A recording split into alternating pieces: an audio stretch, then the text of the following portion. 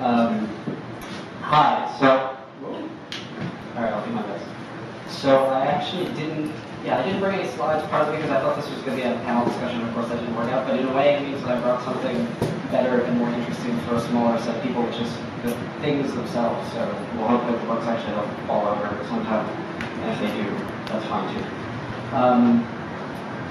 We have been around for 13 years. Actar is based in Barcelona, and we had our New York office for about a year. And we publish primarily architecture, second graphic design, and then the remainder is of the work that we do is art and photography books. And there are some books that we do that tend to mix those categories. There are photography and architecture. There's art and architecture. There's graphic design and architecture and photography to some extent. They're mixed into certain kinds of books that we do that are kind of hybrid formats. And just to talk a little bit about Actar as a model for kind of what sort of publisher we are. Almost all of the people that work as editors in Actar, including myself, are trained as architects. And I think it's actually very important to understand what we do, that we think of ourselves as people that are, in a way, practicing somewhere within the field of architecture by other means. So we don't see ourselves first and foremost as people that produce books that have any interest in architecture. We see ourselves as architects that are trying to have the impact that you would have in the discipline rather than by producing buildings, by producing books as a kind of filter that affects how people can understand what it is that architecture can do, what it is that architecture can be, and the ways in which we can understand what architecture is capable of doing. So we're all fairly young. I guess I'm the youngest of them, but we're all, none of us are terribly old. And so one terribly. So one of the principal formats that we have at Actar, actually the other thing I should explain about Actar is that we're also not a normal publisher in the sense that we don't just do books that come to us externally that are pitched by authors and where we decide, the normal publisher either decides to publish or not to publish books that they receive and has some editorial involvement with them. We actually do a combination of that, which we use to kind of support ourselves, and books that we, as architects, decided we're going to create as a series on our own. So there are books that we create kind of out of nothing. We develop the content. The head of Actar in the Barcelona office, the director of the company, is not only the head of the company, not only the head graphic designer, but he's also a professional architectural photographer. So in a lot of cases, you'll see for some of the books that I brought, he actually does the photography. We have an in-house staff of graphic designers. So in Barcelona, there's one table of editors, and the next table is graphic designers. So there's no real distinction between what the editors do, what the graphic designers do, even what we can do through photography. So that's why we tend to think about our books as being more integrated productions, where there really is a lot of crossover between photography, graphic design, and the editorial content, let's say. So it creates a difficult situation where when people ask, what is an editor? What do you do as an editor? In a way, I don't have any normal response. I have to say, we make books. Anything and everything that's involved in making a book. You name it, we do it. Control, images, text, their relationship, sequence, structure, format, whether et cetera, are all things that we have to do. So, in thinking about this issue of, the question that was kind of put to me was this question about what has been the influence of blogs and other faster kinds of media on books. And actually, in thinking about the question, I somehow started thinking less about blogs and more about magazines, actually. We started a format that we call a boogazine, or a serial publication. In 2001, it's called Verb. I think there are 3 issues of it there. And we think about it as something, in a way, it's our response to the conditions under which architecture books have to be published now. That's right. Yeah, you can pass one. The green one is the first issue that came out in 2001. And then the other 2 are the latest 2 issues for Nature, which is the most recent, the kind of whitish one. And it was mostly that around 2000, 2001, we sort of put the question to ourselves. A lot of the editors actually, in the kind of original team of Actar editors, had come out of being editors for Quaderns, the Catalan architecture magazine that's published by the Association of Architects in Catalonia in the early 90s. So they had come out of their formative experience working on a magazine, actually.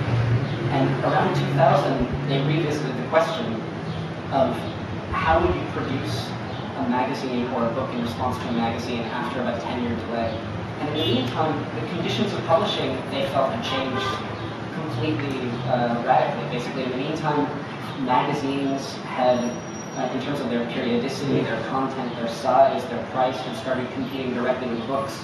And in exchange, books had to start competing directly with magazines. So magazines as a kind of, let's say, pre-blog thing that was operating with a speed, a frequency, an ability to get content out rapidly, and a kind of cost or ease of access that really presented a kind of crisis to mainstream book publishers for architecture, because that was the traditional domain of architecture books. And the response on our end was Verb, that we decided, can you do something that we call a boogazine, that has the frequency and periodicity of a magazine, but has the format of a book and allows you to treat subjects in depth, so that if you want to tell a story that needs 50 pages, 60 pages, you can do it, but that you also don't sacrifice kind of the frequency of how soon you do a book. And it affects, we think, pretty heavily the graphic format of it, the sequence, even things like where you place your table of contents, which in every one of them is moved to the back because it's become so loaded with content that the content basically starts as soon as you open the book. So we were able to pursue a series of, let's say, graphic experiments through Verb. And in time, Verb has become a kind of constellation that started to spin off other books, and something we'll talk about more specifically when we get to them. So, I guess maybe the point about blogs that David could use to start off with the set of questions would be that, in a way, I see blogs and magazines as being somehow similar in terms of their influence on the traditional formats of books. That I think books, due to a series of pressures of which blogs are not nearly the first one, have had to, not to become reactionary, but actually to evolve in a certain way. I think some publishers have been better than others. I won't name which publishers I think are being better than others.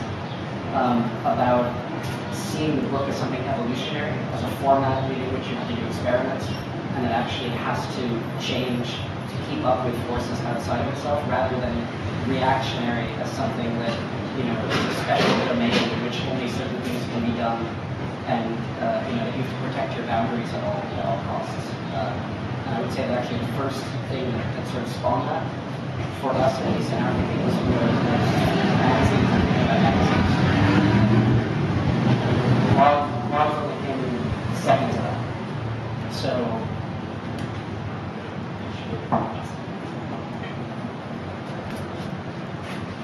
yeah, just to sort of keep dialogue and questions flowing, I'd be interested to hear what you think. Because my reaction as a blogger, I feel that magazines are even now falling behind blogs in the literal temporal sense of rapidity. And I feel that something comes out, blogs cover it. Well, there are two major things that I want to get to. That something comes out, blogs cover it. It's old news within 3 weeks, and if somebody comes on their blog and they access it as news, it's like everybody kind of wonders where they've been for the last 3 weeks. And so I've seen that even if you're trying to do a magazine-based book or a magazine format, a boogazine, it sort of seems that you're still risking being totally behind. And so then my question would be, if you're not after rapidity, which after all isn't necessarily the standard of quality, then you would be seemingly after a quality of coverage. And how do you go about finding something that covers something in the depth that a blog can't do or the magazine can't do, but without overdoing it to the point where someone spends 5 years writing a monograph on something? So how do you balance quantity and quality and speed of content? I think we probably don't do it as well as we would like yet, and it's always, that's actually basically what you just stated is actually the struggle. That's the kind of key struggle of Verb.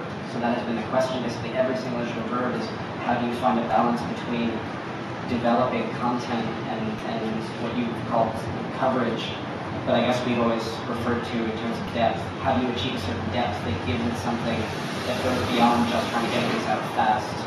More images, faster, scooping somebody on something, because that's a model that we found out basically doesn't work anymore. So the idea that Verb has a certain periodicity and that it's kind of fast is more on the idea that in terms of depth you can react to architectural issues sort of in the moment as they come up, and while they're still within the window being somewhat crucial issues. But it's not